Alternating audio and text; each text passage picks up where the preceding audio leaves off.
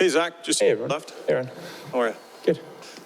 So, given a bit of time to analyze things, can you put into perspective how much you think needs to change from the game you threw out there last night? Like, in the grand scheme of correcting things, how much work do you have to do you think? Yeah, I think, it's game one of the playoffs. Everybody's excited, and obviously you want to win the first game, but it's a long series, so don't overthink it, don't overreact. Watch the tape. It was a close game. We got down 2-0 early, and we battled back in that game, had a chance to win. And, we've been really good at bouncing back, so we'll we looked at video, and we'll be ready for tomorrow. I think you knew it was going to be somewhat tactical based on the way they try and defend and play. Do you think you guys did the job you wanted to at, breaking down their systems and getting to the inside and the quality of the chances, getting in Quick's eyes? Like, is there something there? Yeah, at times. I mean, first game of the playoffs, there are a lot of nerves, a lot of emotions. So I think at times we did the right things, and at times we didn't. I think that I think that second period was a strong period for us. I think our special teams was good. I think that you could take away things from that game that we liked and things that we didn't.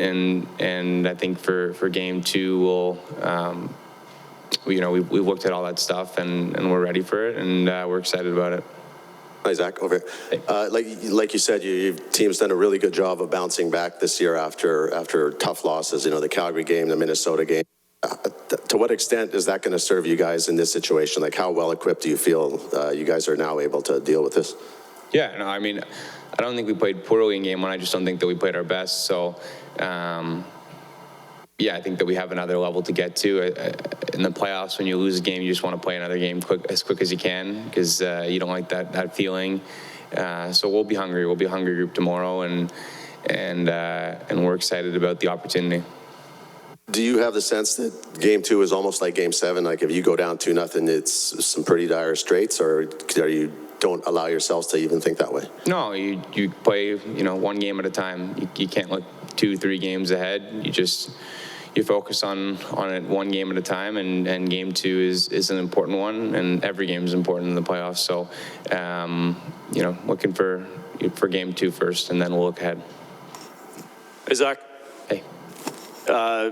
Mike Smith's such an excellent puck handler, but he came out last night and owned what happened on the play that led to the game winner. Does he say anything right after the game to you guys? Does anything even need to be said? What happens there? No, I mean, he's a leader on our team. He's vocal in the locker room. Everyone makes mistakes during the course of a game. Even after that, he made a heck of a save to get back in the net, and we could help him out. So it wasn't a one-off that went into the back of the net. There's a series of things that could have been done to prevent it, and he's been phenomenal for us, and huge part of our team, huge leader in the locker room, and just a great teammate. And I know you kind of referenced this with what Titch asked you, but like the first quarter of the season and the last third, you guys basically didn't lose back-to-back games. I think it might have happened once. Do you draw on anything specifically from those runs that happened this year? I think you draw on the whole season.